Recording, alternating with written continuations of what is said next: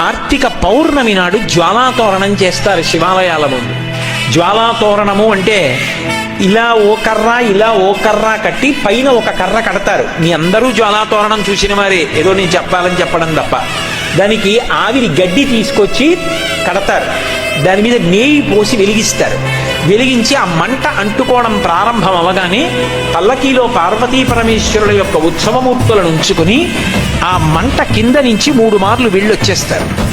ఎందుకు అలా పెడతారు జ్వాలాతోరణం కిందటి?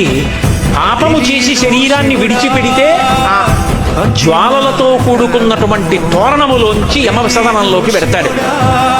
ఇక పైన ఇలా పాపాలు చెయ్యి, సద్బుద్ధితో ప్రవర్తించు, నువ్వు అక్కడ వెళ్ళవలసినటువంటి దారుణమైన పాపాలు నీకున్నాయి, వాటిని తీసేస్తా, నీకోసం నేనొస్తాను సాయం.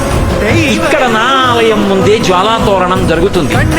అక్కడ ఏ మంటల తోరణం కింద, చిచ్చు తోరణం కింద నుంచి వెళ్ళాలో అక్కడ నేను నీకు సాయం వస్తాను. నేను ముందు పెడతాను, నువ్వు నా వెంటరా. ఇక్కడే జ్వాలాతోరణం కింద నుంచి వెళ్ళొచ్చావు కనుక ఇక అక్కడ వెళ్ళవలసిన అవసరం తీసేస్తాను. తీసేశాను కదా అని మళ్ళీ వచ్చే ఏడాది